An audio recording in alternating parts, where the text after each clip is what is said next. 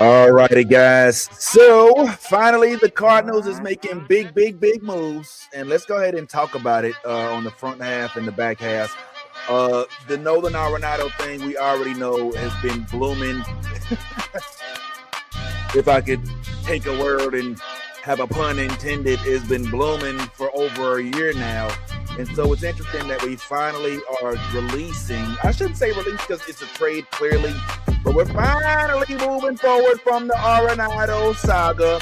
And those of y'all that have been following the Cardinals the last few years, you know exactly what it is that I'm talking about. So let's go ahead and get into it real quick. And let's talk about a couple other things, such as that Ryan Stanek acquisition we got, and maybe even talk a little Dustin May, and possibly these potentials for the whole Kyle Tucker thing, which I know ain't got nothing to do with the Cardinals, but still, let's tight on it. Let's go.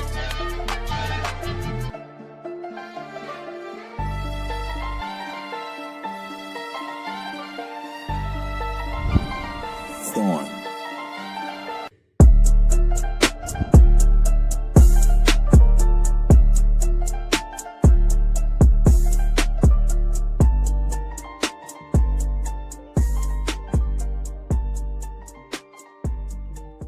Alrighty, like I said before, guys, we have a new acquisition for the Diamondbacks. They have taken Nolan Arenado out of our piggy bank, so we can now hopefully make some moves over the course of the next few years. This is once again a product of Mr. Hein Bloom, because we all know it's Hein time, and he is finally, I guess, showing us exactly what it is that he's going to be doing with the roster, and that is basically clearing the bases so that he can have his legacy cemented from the get. What's going on? It's your boy, the real Vince Taylor, reporting live. And yes, I know this happened a day or so ago, but I had to go ahead and handle some business and then come on back and chat with the chat about what's going on. A couple things I would like to accomplish in this little short broadcast.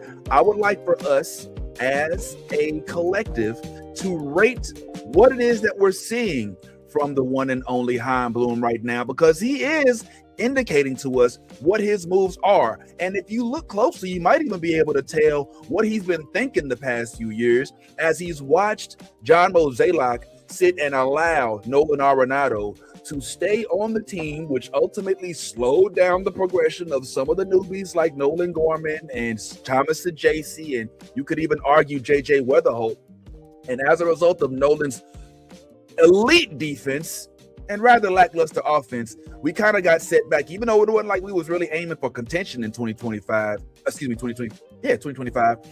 At the bare minimum, we was hoping to progress with the newbies that we have on the roster, right? So we now know it's official.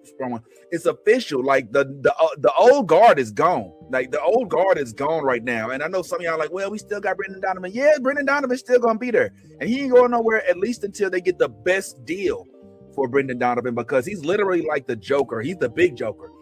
Well, maybe not the big Joker. Maybe he like the deuce of diamonds.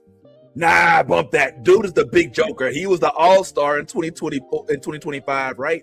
And he's a utility guy. Put him anywhere. He's essentially kind of like a St. Louis Cardinals version of Mookie Betts. A little bit. I know Mookie can't play everywhere, but he's kind of got that appeal. Kind of, you know, that Harrison Bader, you know what I'm saying, type.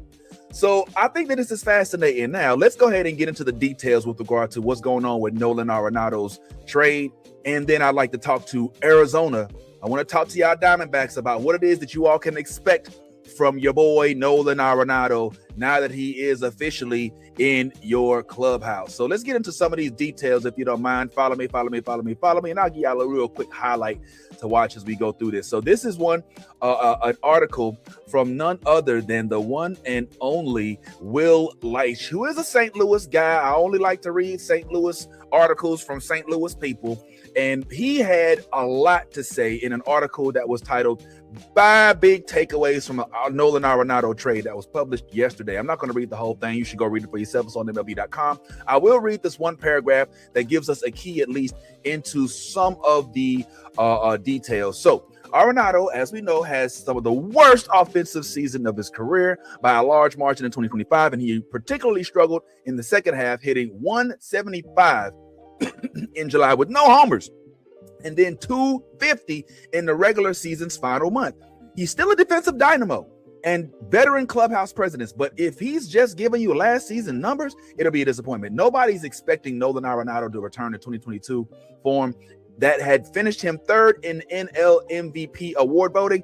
But even getting back to around the league average plate where he was in 23-24 would be a win for Arizona. Now the Cards will turn their full attention on to Brendan Donovan, as the two theoretical deals were considered separate, done for different reasons, but the pending trades of Nolan Arenado and Donovan were the biggest items of left on Bloom's offensive agenda. Moving Arenado was about clearing out roster space and playing time for young players like Nolan Gorman, top prospect JJ Weatherhawk, and baseball, and those two.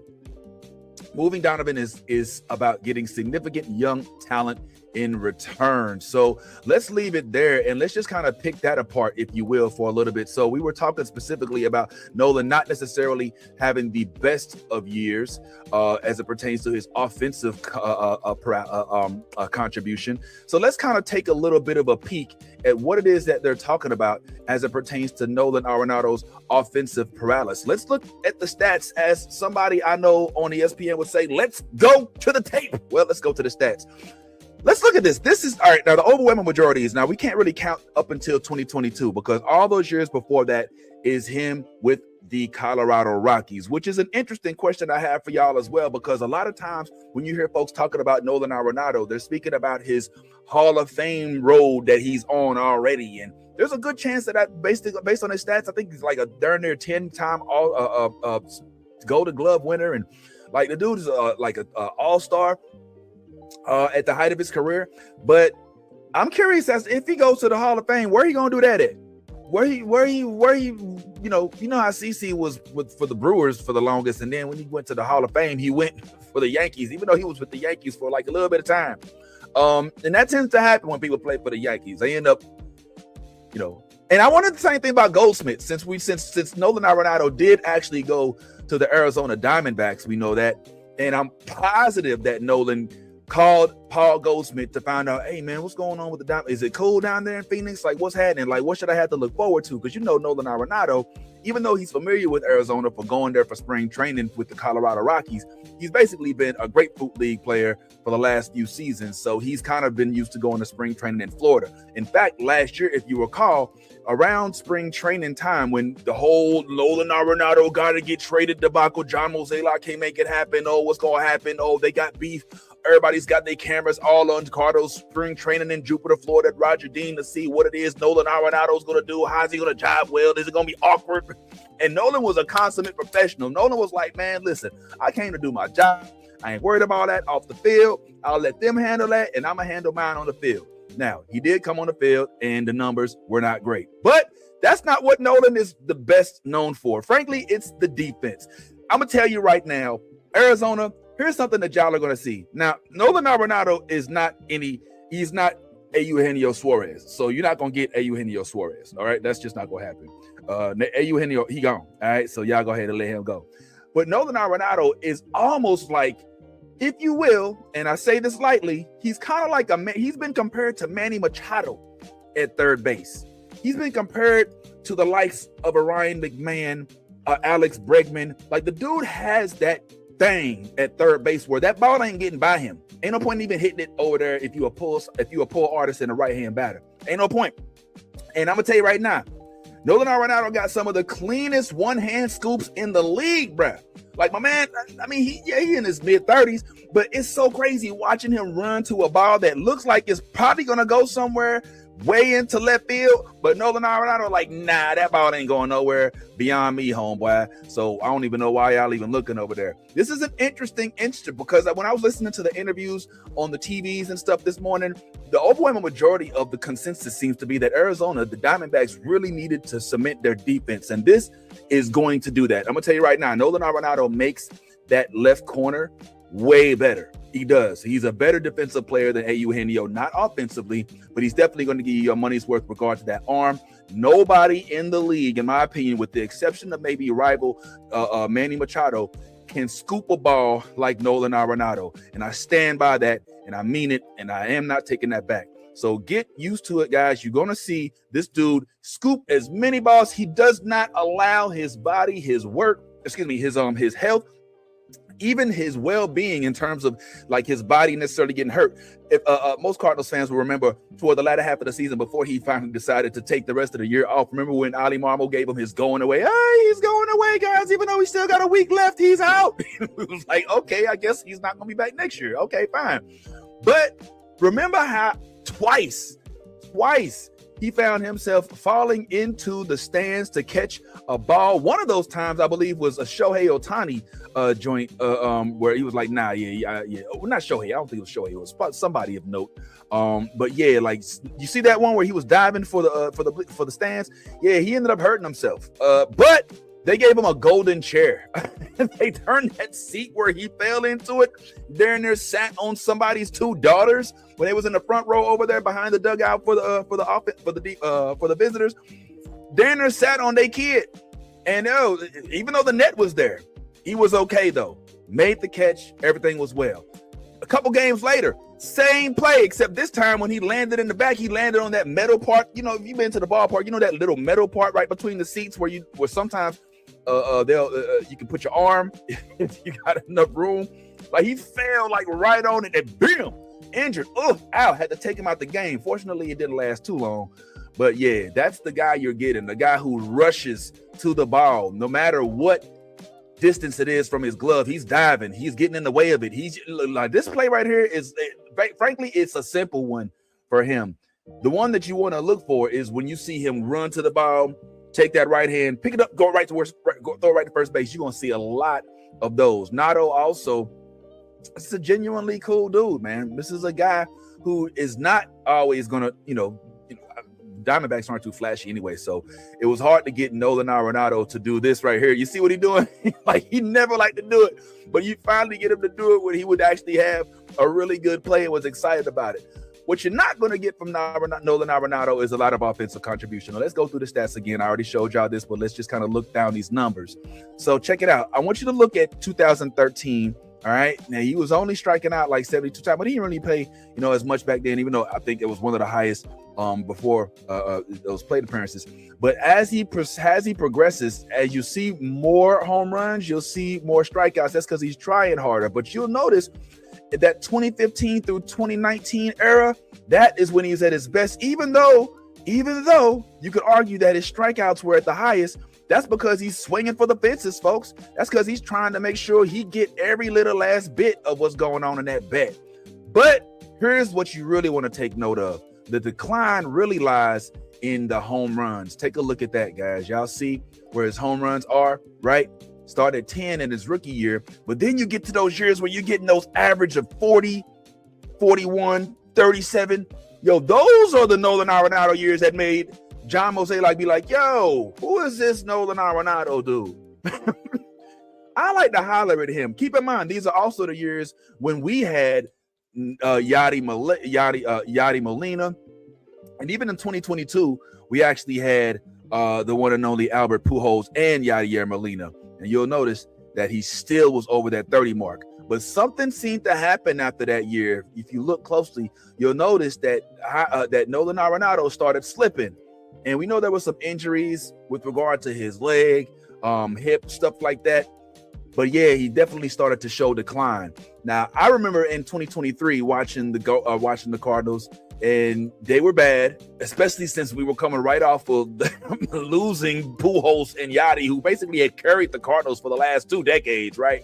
And then Goldie and Nolan Arenado were essentially dubbed the future of the Cardinals. And so we were looking for him to have better years than he had before. Hopefully even hold the team down. Him, Contreras, and Goldie. But look at these final years, man. After Yadi and them leave, he drops down to 26. And that's not even that bad. I honestly was like, yo, okay, no big deal. Look, he didn't play as many games. It's no big deal. All right, we didn't really make the playoffs. All right, no big deal. We ain't tripping. But then when he dropped down to 16, I was like, all right, man, what I'm saying? Like, what's really good? What is he? And frankly, despite that, we still had Goldie, we still had Wilson, we still have Brandon Donovan. So I was like, all right, whatever. He had a bad year. We cannot substitute. And then one of the things that made it so obvious that we couldn't just get rid of him was the fact that when you tried to put in the substitutes that were going to hold down that third base position in his stead on those few weeks in 2025 when he was injured and they had Nolan Gorman playing at third base, it was hard to watch. It was hard to watch. It's the only one I think. Now Nolan, he felt that he came into his own finally toward the latter half of the season once he finally got his reps, which I think was ultimately the goal. I think that's why John Mozeliak was looking to trade Nolan Arenado in 2024 so that Nolan can get his reps in spring training and in the early half of the season before the summer break when they have their All-Star game, so that by the time they're at the end of the season, Nolan Gorman feels a little bit more confident at that third base. And maybe, who knows, maybe Sajasi, if they found out at that point in time that Nolan just can't handle it and they have to maybe focus on Nolan Gorman more as a DH as opposed to a third baseman, which is not going to serve in his favor. You better get it. I would highly recommend you get it together, Nolan Gorman, because you're way too young. And I know, I know that your boy, Libby is your boy. Y'all came up together and all that, but that third base, now that it's all on you, homeboy, now that it's all on you, oh yes, best believe they're gonna be watching. So I predict we may see Thomas Sajasi doing a little bit of third base. If not Thomas Sajasi, more than likely JJ Weatherholt. But we'll get into our future lineup in just a moment. I just wanted to be clear, like Nolan Arenado is not Eugenio Suarez, but Nolan Arenado is Manny Machado on the defensive side. Offensive side, maybe not as much. We'll have to see how that works out. I hope that he has a good year, but this is not the type of move that is ultimately going to make it so that when you do get back into your regular season, you start looking at Nolan saying, oh, he's the difference maker. Well, he's the stopper. Yeah, there's a few plays that are not going to happen because Nolan is at third base because he is a great corner. But is he going to give you that walk-off home run that puts y'all into the NLDS? Is he going to get you that 4 or 5 run homer that's going to make it so that you got on a weekly basis, so to speak, so that you guys actually are able to depend on his offensive paralysis? Nah, I'm just going to go ahead and tell you right now. Nah, Nolan's going to be a dope clubhouse guy. He's going to be a vet. We're talking about a guy who's been to the playoffs with the Cardinals, guy who came up under legends, like I said, like Pujols, like Yachty, even had the pleasure of dealing with a lot of our really, really experienced pitchers. And now, frankly, was the representation of the veterans staff in the Cardinals clubhouse. The final member of that vet staff, which consisted of Sonny Gray, Wilson Contreras, and now Nolan Arenado, is gone. Officially, as of now, with the exception of Ryan Stanek, who was recently acquired, and we'll talk about that in a second, now it is a 100% youth movement, and damn near everybody on the team is under the age of 30, which I believe is what Chaim Bloom ultimately wanted in the first place. So good on you, man. I mean, congrats, I guess, is in order for you and your new home that you got here, brother. I guess things are going to be looking up for you here soon. I do hope that you are able to serve to fare better in that environment. We're all familiar with the fact that Nolan Arenado is a South California guy. He did come from some little city in South Carolina. In South California. Did I say South Carolina? I meant California. I'm so sorry. That's why he had in 2024 on his list of places that he'd be willing to go, he did have the Dodgers on there. And my belief is truly that he really wanted to go to the Dodgers. Like, that was where he really wanted to go. I mean, who did? Everybody wanted to go to the Dodgers. I mean, Shohei, Freddie, come on now, Mookie, Yamamoto. So yeah, but ultimately what it feels like is that he wanted to end his career in comfort.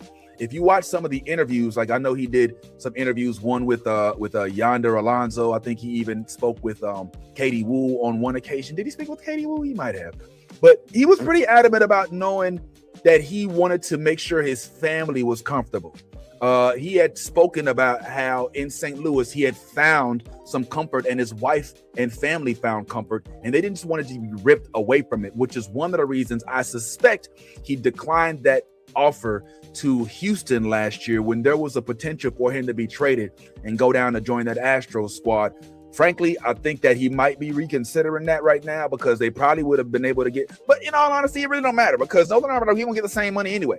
You know what I'm saying? The only thing that changes now is, frankly, his potential to make the playoffs with the team. I think that they probably would have had more success with him, even though he would have been there along with Isaac Paredes in Houston. He probably would have been serving himself a little bit more because it would have put him in a position to be a little bit more apt to have some playoff time. The Diamondbacks have, man, they are a completely different team. If it wasn't for Ketel Marte and my man out there in the outfield, I swear I always forget his name, man. He's hella fast. It starts with the M. You know what I'm talking about. You know what I'm talking about, man. But man, freaking, Corbin Carroll. All right. If it ain't for these folks, they got rid of Naylor. They traded Naylor. They traded Eugenio, which who knows? Maybe they'll get him back. I mean, he's still a free agent. They still got Ketel, but he's been listed as one of the most highly sought after trade pieces in this offseason. And I don't know, man. Even when you talk to Torey Lovullo, the manager, I mean, it was a shock to him that he had so many injuries in 2024. And then in 2025, they didn't even try again. Like, they just sold off all of their players toward the latter half because they weren't able to compete in that National League West. So good on you. I'm going to say that this is a good move. I'm curious. I am very curious.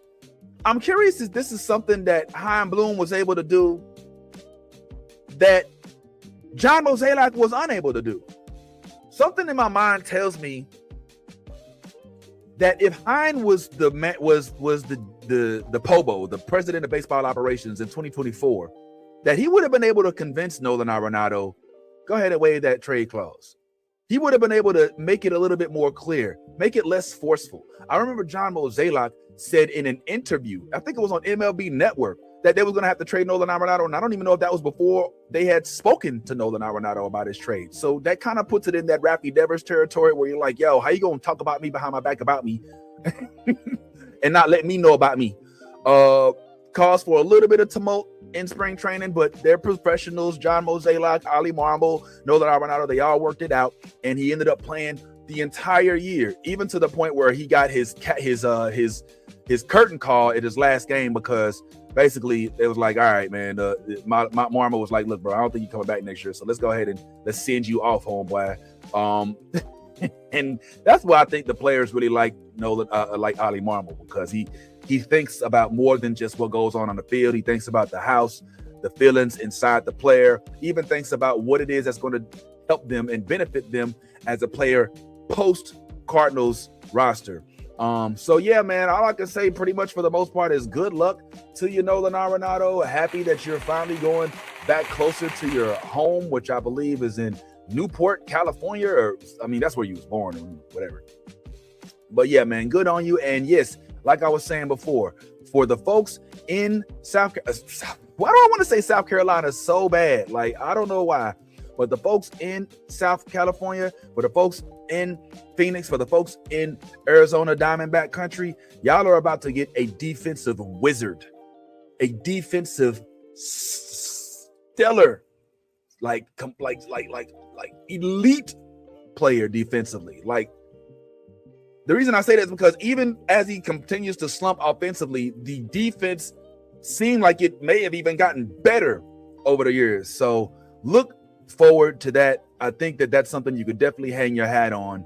I know it's one of the things that we'll never forget him for, that good old Nolan Arenado defense. So as much as it sucks to see you go, we'll go ahead and go ahead, stop, man. Let's go ahead and send Nolan Arenado away. Let's just go ahead and give a real quick moment of silence for what we were able to get from our good friend and colleague and third baseman over the last few years, the one and only Nolan Arenado. Please.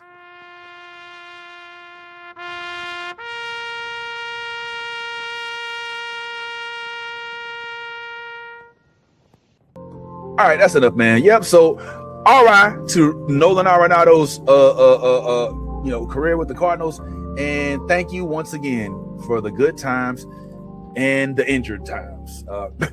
And thanks for being what you probably were in your best moments, a phenomenal voice for that youth movement, for you to send that ball over to Mason Wynn and him to send it over to Wilson Contreras or Paul Goldsmith, or depending on whoever it was, sometimes maybe even, Yachty wasn't playing with Mason like that, but you get what I'm saying. All right, so thank you very much, man. Good luck to you, and we will see you on the flip. Let's move on to a couple of things real quick before we head up out of here. As I told you all before, Ryan Stanek is now a member of the St. Louis Cardinals team. Oh, shit!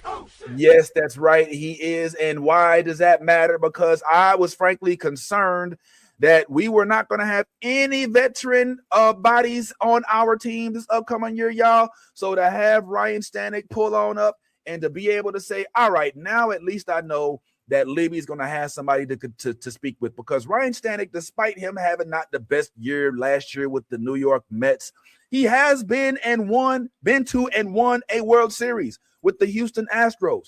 Also, one thing I always love when folks come to play for St. Louis is he's from St. Louis. You know what I'm saying? I love it when people are from St. Louis. That means you're going to get at least 10 more tickets sold if you don't give them away, because the family, the school, the folks that he remember from back in the day, they pull it on up. Oh, I remember they ain't nothing but little Ryan from Hazelwood, you know what I'm saying? That little Ryan from South County, you know what I'm saying? From Clayton, that little Ryan from Florissant. Yeah, right. He ain't going to North County. But anyway, so I'm geeked about this because even though, like I said, he is not, the elite pitcher that he was a long time ago with some of the teams that he played with before, one thing that I know is that he does have postseason experience. And with postseason experience, you can now have somebody for those inexperienced pitchers in the Cardinals in the Cardinals bullpen and in the Cardinals rotation to at least have a voice to lean on, which is something that I was thoroughly concerned about. Let me, if it's okay, read you just a quick excerpt from an article written by by the one and only John Denton. Yes, my good friend John Denton. Oh, you didn't know I knew John Denton? Yeah, we got close. We was cool. I went to the winter meetings and I talked to him for like a couple of minutes. He was like, "Oh, I'm surprised anybody read my stuff." Blah, blah, blah. So get ready, because I'm planning on reaching out to him and hopefully having him on here to give me some more details, because this dude is a really good reporter. But anyway, let's go ahead and get into Ryan Stanek. There's a real quick excerpt from an article that was written by Mr. John Denton, just posted yesterday, titled "Veteran Reliever Stanek Signs Deal with Cardinals." And it reads like this, just a short excerpt. The Cardinals continued adding veteran presence to their bullpen, long a mission of new president of baseball operations, or POBO, as I like to say, Hein Bloom, this winter, when they finally announced their one-year deal with free agent reliever Ryan Stanek on Tuesday. The deal will pay Stanek $3.5 million, a source told MLB.com's Mark Feinstein, and includes a $6 million club option for 2027. Let me get to my favorite part. Ryan Stanek, 34, was born in St. Louis before graduating from high school in Stillwell, Kansas, and starring collegiatally at the University of Arkansas. In his 9-year MLB career, the 6'4", 226-pound right-hander has pitched for the Rays, the Marlins, the Astros, the Mariners, and of course the Mets. So he also won a World Series in Houston in 2022. So as I said, folks, a lot to look forward to. And this is in addition to having Dustin May on the staff as well, to replace our loss of Sonny Gray.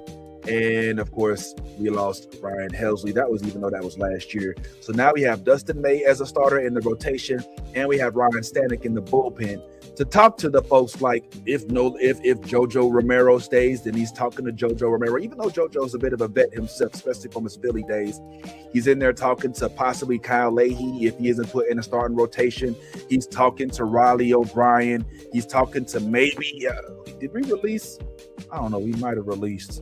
A couple of other players, but yeah, we have a veteran presence now. And who knows, if somebody goes down for whatever reason, say a Libby, say a Palante, I don't know, say a Dustin May, I don't think that he'd be completely opposed to looking into starting, but at bare minimum, my fears of having a completely new team of, I'd like to call them trainees, but let's just call them rookies, even though some of them have been there for a couple years, like Mason Wynn and Jordan Walker and Victor Scott, of inexperienced young men who have yet to see what it takes to get to the playoffs.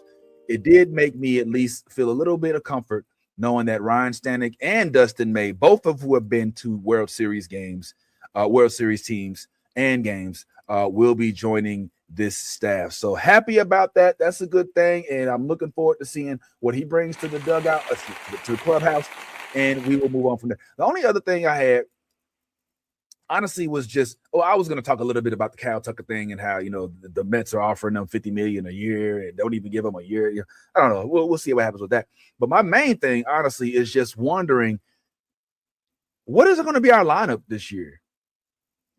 I think I have an idea. I'll give this to you real quick on the way out. Y'all tell me if this makes any sense to you. I think that the lineup is essentially going to be as follows. And sorry, I don't have a graphic for this, so just kind of bear with me as I go through as I go through with it.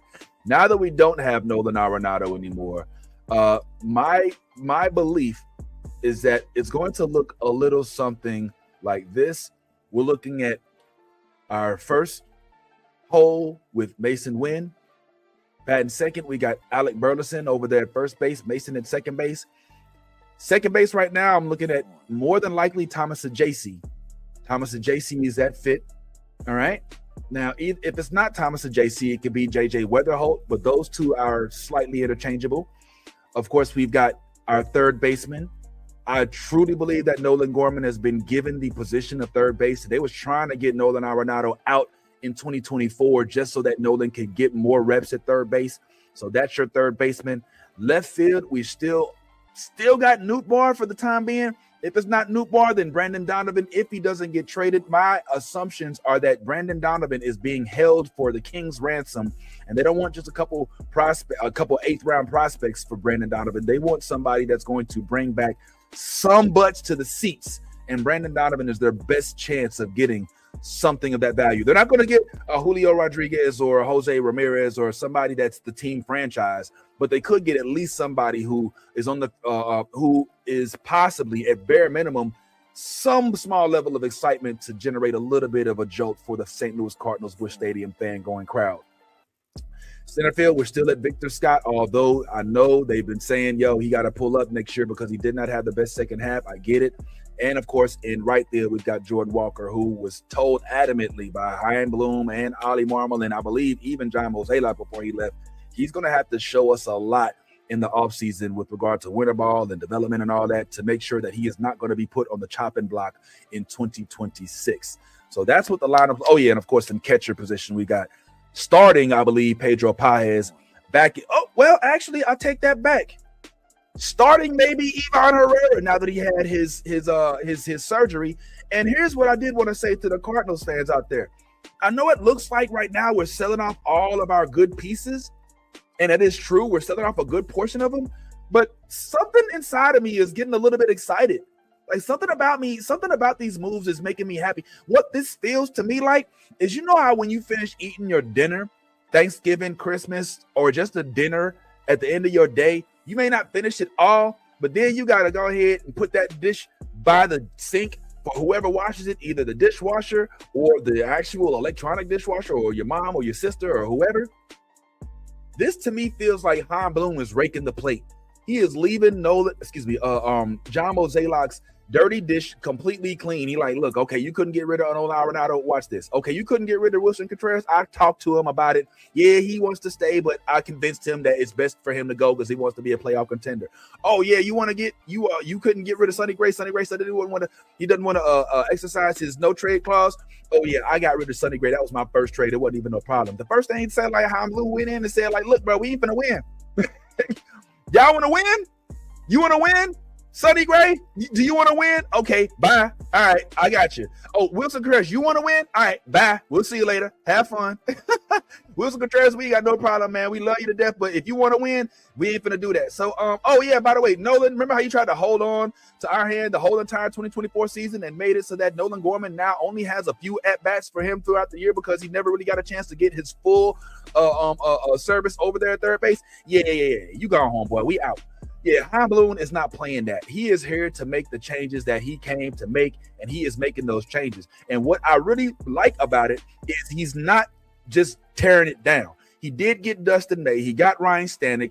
He's probably going to, and if I know him right, the way he's doing the pitchers with regard to the rotation of the bullpen, bringing in at least one veteran voice so that they can have somebody to bounce off of, I bet you that we're going to see him acquire at least one veteran voice, even though they spent way too much money getting rid of these folks. We're talking about just under $60 million for the next couple of years that he's paying for folks to not play for us. Just about $59 million for the next couple of years to not have Wilson Contreras, to not have Sonny Gray, to not have Nolan Arenado. But once some years gone, we got that money and we can spend it on some big bet if we want to. It could be a trade for a good run for that year, or it could be an acquisition for a couple of years. We don't know, but he is clearing out the bank. He is making that money available so that we can start to stand on our own too. All right, the whole operation of trying to get Goldie from Arizona and get Nolan Arenado from the Rockies, and then have them take over for our homegrown Yachty and Pujols, it didn't work. It didn't work. They both were at sharp decline. And frankly, they're complementary players. They're players that you don't want to have the franchise based on. They're players that come through in a Cobra clutch after your superstars have already come through. They're not the guys that you want to rely on. They're additional pieces. All right. So I'm a little bit excited. I'm a tiny bit excited. And I will tell you why. Because now that these moves have finally been made, we finally get a chance to let the kids do their thing.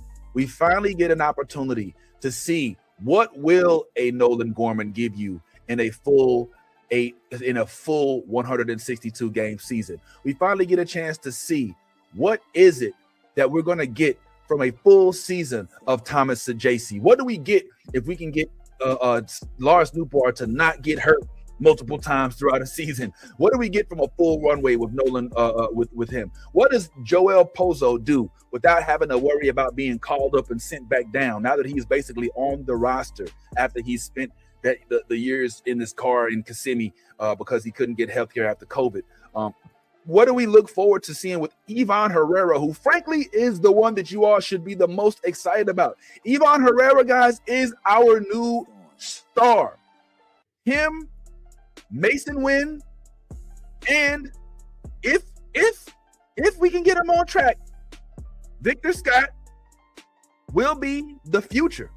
Jordan Walker as well. Of course, he's, they keep throwing the if thing up there with him. But if we can get these guys to do what they can with the amount of time that they're about to get, especially you, Ivan, because you the one that personally came. They was like, look, Ivan, we trying to get you to play left field. He was like, man, this don't feel right. Remember when Pedro Paez was at second base, they had him in a different glove. He was like, okay, this is interesting. You know what I'm saying? So yeah, now the kids, there's no excuse. You have the full playground. The whole ordeal with the vets and the adults, they now done went back home. And so Ivan Herrera, it's your time, homeboy. Do not overdo it. Don't get yourself hurt. Don't overstrain yourself. Stay healthy. We need 162 from you, at least 150. All right, Mason Wynn, get it together. Have that surgery. Get your mind right. Get your body right. You officially are the Ozzie Smith up until you ain't. Now, I know you ain't been pulling up them offensive numbers, but the defense does look very Ozzie-esque. But we want to see if we can go ahead and get them numbers to pull on up so that we can match some of these same victories that we had with those 80s Cardinals. All right, now, Alec Burleson, ain't nobody standing in front of you now. Remember how they tried to play you last year and not start you, and then they tried to bring you in, and you end up having one of the best offensive seasons to the point where you end up getting the Silver Slugger Award? It's your time, homeboy. It's your time to shine. Ain't nobody at first base but you. Okay? And the same thing goes for you all else in the outfield. Nootbaar, Walker, Scott, y'all got to show and prove. And we also now get to see, finally, the one and only J.J. Weatherholt at work since we basically been hoarding him for the last couple years. So we finally get to see our big round pick get on the field and show us what he's been learning in the under leagues this last year. Is he finally ready? I know when he played in spring training last year, he hit a homer. The dude is not somebody who I feel is just in the league just because he's just trying to play ball. He want to be a star. And I do believe that between him and my man Ivan Herrera, I do believe that we're going to see an uptick in interest if they can manage to contribute offensively. That's what I'm hoping, at least. Well, that's all I got for this time, everybody, man. I sincerely appreciate each and every last one of y'all. Whoever did pull up, love if you could leave me some sort of comment, and I'd like you to answer this. How is Heim doing? What do you rate Heim's performance right now? He's only been the president of baseball operations officially for less than a year now, and he's already managed to trade Sonny Gray, Wilson Contreras, and Nolan Arenado before spring training even starts. He's also given us a new pitcher or two, and is also still looking to help us finally give some runway to the prospects that we've been trying to get up to our farm system and upgrade our farm system as well. So let me know how y'all feel. Please drop me a little note, drop me a comment, like, subscribe, and make sure y'all pull on up next time, even though I don't have a set schedule yet. I'm trying to pull up here at least twice a week and give y'all a little bit of information or at least a little bit of insight as I'm thinking. Once again, shout out to the one and only Nolan Arenado. Congratulations to you and getting yourself a home closer to your home. That's good for you. And thank you all that tuned in. We'll be right back here next time with On the Black Baseball Podcast, where we cover baseball with flavor like chocolate. Hallelujah. Deuce, deuce.